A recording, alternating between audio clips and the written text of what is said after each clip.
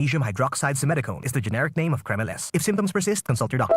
Maugmang iprinipresentar kan DZGB ang programang Lakaw Maghiras Year 3 sarabay na magbaklay sa paagi ng pagiya pakisumaro asin pagdusay sa selebrasyon kan Diocesan Year of Participation ngunya na taong 2024. Maghinanyog kang katotohanan susog sa katukduan kan kagurangan, magugma asin aktibong maglingkod, magpartisipar asin magkasararo sa misteryo kan kagurangan, liturhiya asin misyon kan katolikong simbahan. Marina, sabay na sa programang Lakaw Maghiras Year 3. Sa programang ini, sa indong makakaiba si Monsignor Crispin Bernarte asin Jenny Matthew Balyaran. Alas 2 ng hapon, kada biyernes. Lakaw Maghiras Year 3 sa DZGB. Always number 1.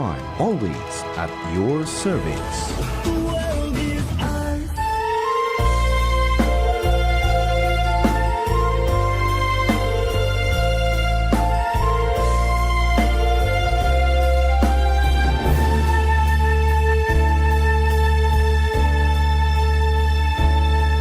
Hello, hello. Maray na pagkahapon sa gabos ng mga parantabay. Welcome po sa programang Lakaw Maghiras Year 3. Ngunyan na aldaw ng Biyernes. Pet sa 5 na po kang bulan ng Hulyo 2024. Asin kita mag-iribahan sa alas 3 ng pagkahapon. Ini po si Jenny Balyaran with of course, Monsignor Crispin Bernarte. Mons Chris, maugmang hapon. Good afternoon sa imo, Jen. Good afternoon liwat sa satuyang mga taga-hinanyog, taga-subaybay digdi sa satuyang programa. Opo, parang Mons Chris Garo, medyo nagmamatch kidiit ang satuyang bado mo niyan. Sa Karong screen. permi man nagmamatch ha. Diri Minsan time. communication ha. Nahulaan ta ang lambang saro, Garo. Igo palan kay ito, Anyway, ang sa itong mga parantabay, nawalat ko palan so smart. Di na lang po kita mag-text sa 0935-015-8530. Sa Giraray, 0935-015-8530. And of course, live mo po Giraray kita Mons Chris sa tuyang Facebook page via DZGB News Online. And hello man sa mga nakaantabay via DZGB Live app. Okay, so Mons Chris, welcome back. Last week po, nakaiba ko po si Brother Mark Digdi. Nagkaingwa naman ako kay meeting kaya yaong permisa tuya si Brother Mark Austin na dayaday na nagtatabang. As in, makakaibata siya regularmente sa madaling panahon. Yes, apo. Mons Chris, ang niya na edition kang sa toyang programa, ang sa toyang tema, iyo ang pangapudan sa kabanalan. Ano po ang gustong sabihon kay ini? And gura ano ka-importante na tigdadangog ta ang pangapudan sa toya na maging banal? Magayonon ining tema tang pag-uurulayan mo niyan asin hilngon ta ini asin adalan susog sa katukdaan sa tuya kan sarong importante na dokumento kan simbahan. Opo. Na inaapit natong Lumen Gentium. Kataramo na Latin ang lumen ilaw o liwanag, ang gentium banwaan. Okay. Kaya liwanag para sa banwaan o ilaw para sa kinakban. Iyan ang ginikanan na dokumento tanganing masabutan ta gikan digdi sa Lumen Gentium kung ano ang pangapudan ini sa kabanalan. Dahil ta ining dokumento na inapod tang Lumen Gentium iyo ang tukdo sa tuya kan mga kan doktrina kan simbahan manungod sa pagtubod asin minalinaw kan misyon kan simbahan na iyo ang pagtabang sa to na madara sa tuya ang kaligtasan. Kaya ngayon, sarong topic o sarong tema na very practical asin sabot kang gapos ang sa tuyang pag-urulayan. Yes, oo. Kabanalan. For sure, dako Madaling naman kayo makaka-relate. Yan. Sa madaling panahon, ang sa tuyang pagkasabot kang kadaklan kung ano ang kabanalan. Garo, manungod sana sa mga ritual, sa mga rito o gibo-gibo. O madali ang kita magtaram. Banalong yan, tawong iyan, permi nagsusulo kay kandila. Yes, opo. Perming nagdunovina, di ba? Yan. Ang iba Banalo baga, ng tawag ini. Ang iba baga Mons, pag ang sarong persona perminyang nahihiling na perminyaon na simbahan, ang tiga sabi, o baka ngayon makalampas ka na sa langit ha, kang kabanalan mo. Yan, Diba? yan. Mga siring baga ka na ekspresyon, ano, banalon ta perming nahiling dyan sa simbahan. Makalampas na ngayon sa langit. Permita na dadalo. Yes. Banalon kaya yung tawong yan, tasigi ngayaan, nubena, gulpyo niya, nubena kaan. Pero baga so pagkurulpihang kinubenaan, ano, ang kabanalan. So, dakulon sa nakitang mga sukol na pinataram manungod sa kabanalan. Bako iyan tabi ang tamang pagsabot kang kabanalan. Sabuton ta iyan, susog sa katukduan kaining dokumento. Taday kita makasabi na ang sarong tawo tahaluyon dyan mag-star sa laog kan simbahan, banalon gaya yan.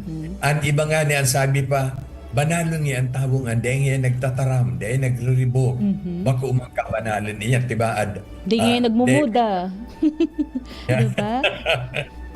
Kaya sabuton ta enot na punto na gusto kong ihiras susog sa dokumentong ini na ang pangapuda ning mahal na Diyos sa satuya gabos.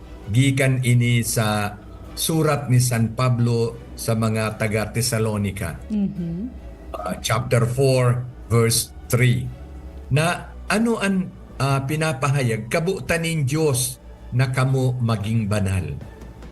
So kabutan pala ning mahal na Diyos ta sa sadiri ta sana on our own, dahil kita magiging banal. Nata, kita mga atawong kinabanon, may mga sadiring kapritso, may mga sadiring ambisyon, may mga kaisipan na bakong susog sa katanusan. Alagad ang mahal na Diyos, tinatawang kita ning mga paagi, tinatawang kita ning inspirasyon, tinatawang kita ning magayon na pag-isip, tangani na magibutaan marhay, masunod taan sa iyang kabutan. Kaya magayon ning pagirumdum sa tuya kaining surat ni San Pablo sa mga taga Tesalonica. Nakabutan pala nining mahal na Diyos. Bako man na, yun ang personal kong gusto na mangyari sa buhay ko. Sabi ko nga ni, ang tao makasadiri. Alagad kung kita namumuhay sa pagtubod, minimidbid ta ang mahal na Diyos na iyon nagigiya sa satuyang buhay, iyan tinatawan taning doon ang sa iyang plano, ang sa iyang kabutan. Kaya ipinapadagos tang sabuton kung ano ang kabutan na ini. Sabi sa tuya ni Jesus na kagurangnan, makukuha niya to ini sa Ebanghelyo ni San Mateo. Kapitulo 5, versikulo 48. Ano ang sabi niya? Magpakamatanos kamo sa gabos na bagay. Dahil taan sa inyong langit no na Ama, matanos sa gabos na bagay. So, magpakamatanos kamo. Bot sabihin, magpakabanal kamo. Okay. Dahil an sa indong Ama sa langit banal. Sabi iyan ni Jesus na kagurangnan ha, be holy as your heavenly Father is holy. Be holy as your heavenly Father is holy. Sa ibang lado sinasabi na be righteous as your heavenly Father is righteous. Kaya magayon tugma baga saro sa punto. So, pagirumdum sa tuya ni San Pablo sa surat sa mga taga Tesalonica, nakabutan ning mahal na Diyos na ang tao kita maging banal. Asin si Jesus, nagsabi sa tuya, nagsadul sa tuya sa Santo Ebanghelyo na magpakabanal kita dahil taan sa tuyang Ama banal.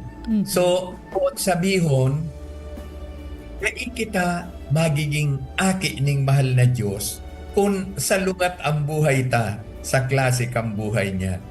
Kung habo kita magpabanal, dahil man kita pinipirit na maging aki ni Diyos. Dahil kita magiging aki ni Diyos.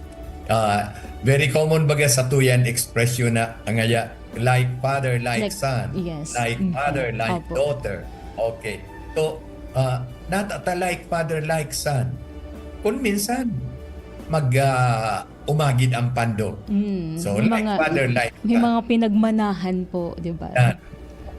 Kung minsan, mag-umagid ang ugali, ang ekspresyon. Kaya perming like father, like son. Matali so ama, matali so aki, like father, like son. O ano ngaya, barumbado so aki, dahil ta barumbado so ama, like father, like son. Kaya kita, magigitang tunay na aki ni Diyos kung kita mahimuha na magpabanal. Tayo ini ang ladawan, iyon imahen, iyo ini ang pandok kang mahal na Diyos sa satuya. Pandok ning kabanalan o imahe ning kabanalan. Kaya kung kita naghihinguha na magpabanal, kita maapod na aki ning mahal na Diyos. Sasabi ko nga ni na kung salungat ang buhay ta sa buhay niya, di kita pwedeng apodo na aki kan Diyos. Sa satuya bagang mga ekspresyon sa Bicol, sa ordinaryo niya tong pagkabuhay, kita baga minataram kung nahiling ta, an aking iningaya, may igong aking pasaway. At adaw ta ang kaan, an magurang an mga mabuoton, an magurang kayan, mga mga makajos simple, nga yan. Diba? Yan. Opo. At adaw nga taarog siya kaan. Yes. O iyo baga yan, kaipuhan, kita mag-imahin kan tunay na ladawan kan mahal na Diyos. Asin ang tunay na ladawan na iyan, ladawan ning kabanalan. Kaya ngunyan, kung sa tuya ng pararumon sa tong pagsabot kung ano ang kabanalan na iyan, iyan ang pagiging arog sa mahal na Diyos, pakikiumagid sa iya. Asin paano iyan mangyayari sa pagsunod kan sa iyang kabutan para sa tuya. Asin aram niya to kung anong kabutan na iyan. Iyaon tuguning mahal na Diyos na tinaw sa tuya, bako ta kita pasakitan o dipisilon an sa tong pagkabuhay, kundi tanganing turuan kita kan buhay na banal, siring kam buhay niya. Asin sa satuyang pagsunod kaiyan, kita magiging tunay na aki ning mahal na Diyos. Kaya yaon ang 10 tugon. Digdi kita mapon. Ano daw kung susunod kita kaiyan? Ano daw kung tinatawan ta ning panahon, ning pagkakataon ng satuyang buhay na porbaran ta daw kung pwede tang gibuhon iyan. Tabako man, bako man imposible. Ang mahal na Diyos dahil man sa tuya mapag-ibon ng anuman na imposibleng bagay. Kundi itong mga simpleng bagay na kaya tang gibuhon na matabang sa to, mapakarhay sa satuya. Iyan ang 10 tugon na aram niya to na an enot na parte, an enot na kabtang manungod sa satuyang pagka makidiyos. Masunod naman ikaduang kabtang ang para sa sadiritang karahayan. Kaya enot baga minaapod sa tuya na sambahon taan mahal na Diyos. Sambahon nata, midbidon ta kung sisay siya. At itauta ang dapat na para sa iya. Igalang ta siya. Iyon ang pagsamba. Na daita pagbasang-basangon ang sa iyang ngaran. Dahil ta iyan banal. Ngunyan, pera sa tuya ang madali na magbasang-basang kan mahal na Diyos. Sa tuyang mga daing datang ekspresyon, ang sa tuyang mga pagmuda sa kadakla na beses kasabay ang mahal na Diyos. Okay. Kasabay ba dyan, Mons, yung maunambitan kang sarong tao so mga bagay manungod sa mga kadustaan or kapasluan? Kasabay ba yan sa dapat or ano ba? Oo. Halimbawa, yung ko na uuliton digdi sa tuyang programa. Kundi, aram ta yan mga pagmuda baga mga kadustaan. Yes. Kadakla na beses nasasambit an ngaran kan Diyos. Nasasambit an ngaran kan mga magurang, an ngaran kan ina. So perming sinasabay yan sa mga daing datang tataramon.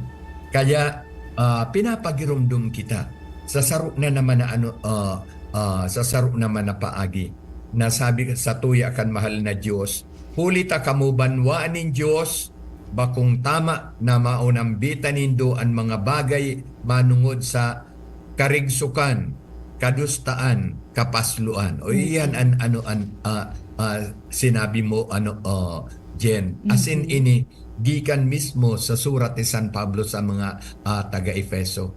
Kaya ang mga tataramon ta na daing data, daing naglaladawan ning kabanalan sa sato. Igwa kinagtataram na parang kabuahan ko man sa mga pagmuda kung iyan. Dahil kita makakataram na kabuahan sa na iyan. Ang satuyang pagparamuda, parte iyan kan satuyang personalidad, parte iyan kan satuyang pagkatao. Ang iba po bagamons nagasabi na expression ko man sa nangaya yun na ngaya ang dinakulaan ko, yun na ngaya ang personalidad ko na arog talaga ngaya o kanila pag nagre-react sa mga bagay-bagay. 'Di ba? Tama. Kung ano anyaon digdi sa tuya sa laog, yan ang minabuha sa tuyang puso. Kaya kung mati suyaon diyan sa tuyang pag-isip, sa tuyang puso, iyo man iyan ang ipapahayag kan sa tuyang puso. Kaya bako yan casual expression ngaya. Parte iyan kan sa tuyang pagkatawo. Parte iyan kan sa tuyang personalidad. Isingit ko lang po, Mons, ining kang texter ta na kung parte da po ito Mons kang maraot nagibok kang sarong tawo, so pagpara taram ki mga mararaot, and kung mas namimidbidan da po ang sarong tawo pagdagit. Tama. Dahil sa tuyang pagkatawo namimidbidan sa mga height kan sa tuyang emotion. Yes, tama. Kung kita huyang kan dagiton, yaon day kitang control kung nagruluwa sa sa tuyang ngimo. Ngunyan, day kita pwede mataram na nasabi ko man siya nga ito tadagit ako. Ako, parte ito kan sa tuyang parte ito kan sa tuyang personalidad, kundi okasyon sa na itong pagkadagit na ipahayag ang gabos na ito. Kaya kung kita bakong paramuda, minsan kita madagit, dahil man kita mamuda. Yes, iyo mananggad. Ordinaryo ang pagkadagit. Gabos man kita naka-experience ka iyan. Dahil ako nagtataram na tama. Kundi ordinaryo na nang pangyayari sa to. Kita nadadagit, kita naanggot. Alagad, sa satuyang pagkadagit, sa satuyang kaanggutan, dahil man kaipuan na mangmuda, na maging dusta sa imong pagtaram. Kundi kita ngani sa satong pagkadagit, sa tuya tulos na namimidbidan o namamatean ining sarong klaseng emosyon, asin kita minapakalma, minapundo kita tangani na day kita magibuning anuman na desisyon sa tao kan sa tuyang kaanggutan, sa tao kan sa tuyang pagkadagit. Tadya nahihiling ang sarong tawong banal. Sa buhay ni Jesus nakagurangnan, mahiling tadyan sa sa Biblia, ining man na pagkakataon o instance na si Jesus nang muda, na si Jesus dusta so mga pagtaram. Mataram kita dahil ta siya Diyos. Totoong tao, totoong Diyos. Okay, how about si Santa Maria? Dahita man na nadangog na nanmuda na ng bastos. Taram kita si Santa Maria ta ipinangidam dining kasalan. Pero kita may mga rason. Ordinaryong mga tao nadangog sa mga apostoles na ng puruda ng dai. Okay? Nasa personalidad iyan kan tao. Kung kita nag-iunga na magpabanal, ang gabos na mga inaapuntang sobra pagkasobra sa tuyang buhay, excesses in our life, sa tuya na nakukontrolan. So halimbawa, yaw kita sa tao ning dagit, maapudan ta si Jesus nakagurangnan. So Jesus, help me. Right there, tatawang kita ning pasabong, kan sa iyang espiritu, asin dai na mangyayari kung ano pa man ang mga iniisip na. Opo, pwede pang mapagulan po umon sa sa mga pwedeng itaram. Kaya sabi nga ni Ida po, baga may kasabihan bagamon sa pag dagit nga dai magtaram. Dai magputas ki mga tataram mo na ikakabasol. Sabi digdi po umon sa context ta, sorry may connection kay apo umon sa digdi sa tigduto karota.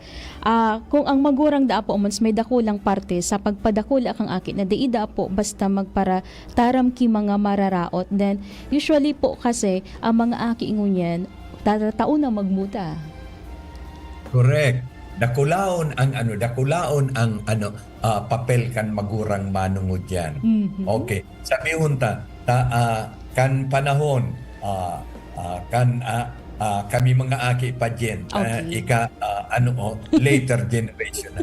Kan kami Opo. mga aki pa, day pa man ang mga cellphones, day Yes. pang tarataumat text na iyan, Mhm. At samuyang mga magurang talagang very strict manungod Okay. sa purity of language na inaapunta.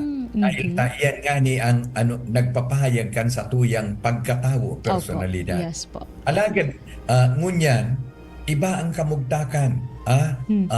Very easy para sa mga akin access sa mga pelikula, sa anuman na social media, yaon an text, yaon an para sa hangkang kung anong mga sentimiento ninda. Asin, gulpihon ang nauukdan dyan kan mga aki. Alagad, minsan nga ni, dahil nakaukod ang aki kaiyan sa mga magurang. Ang mga magurang dapat very careful ng gad sa indang lingway. Iyan ang inaarog kan mga aki.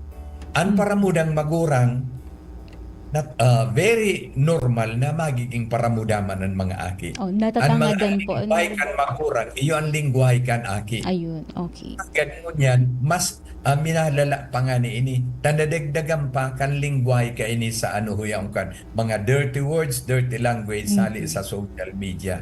Kaya dapat sumagurang nababantayan ini na na perminanggad sinasaway.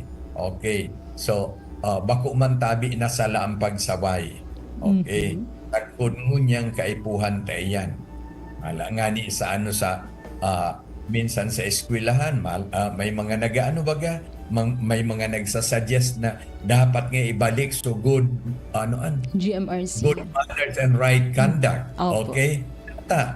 Natata may mga nagsasuggest ka dahil nga ni sa dalagang kang panahon, iyon na ini ang so basic good manners dahil nahihiling sa kadakol na kaakian. Dahil kadakol na influensya. Alagad, sumagurang may dakulaon dyan na papel. Dahil minsan nga ni dahil man nagtutukdo, ang banal na magurang, kabanalan ang tema tangon yan. Opo. Ang banal Yes na po. magurang, dahil man matukdo ning anuman na maraot sa iyang mga aki. Dahil nang mapadangog ning maraot na lingwahe. Dahil tainis, masasalukan aki arugon siya. Anormal na magurang, perming iyo ini an kaisipan.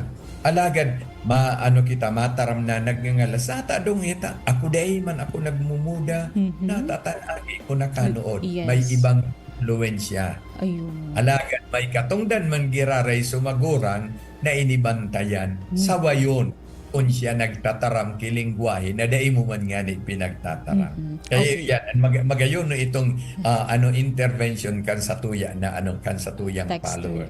Na Kaya parang papel kan magurang. oo, parang so control po Mons Chris kang pag-uugali kang sarong aki. Iyaon man po girari talaga sa mga magurang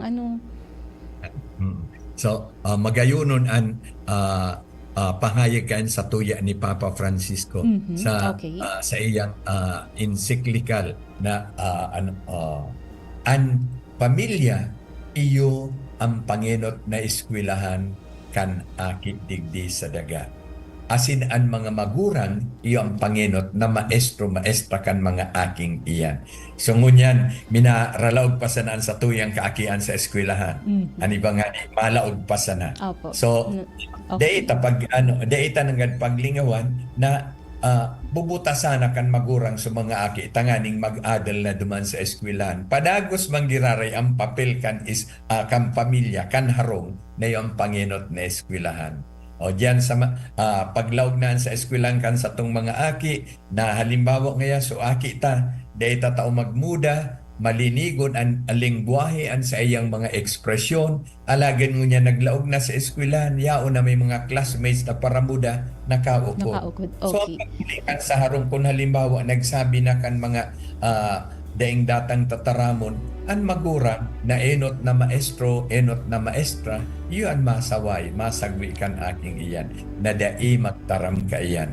Kung nadangog iyan sa classmate, sa amigo-amiga, dai pag-arugon. Kaya talagang enot na maestro, maestra ang magura. Yes, opo. Kaya sabi nga ni, kulaon na challenge magiray sa to'y na sa ibong kang kadakol na influensya po Mons Chris, sa laog magiray pimikang pamilya mapoon kung paano kita magiging marhay na para sunod sa mahal na Diyos na maging banal.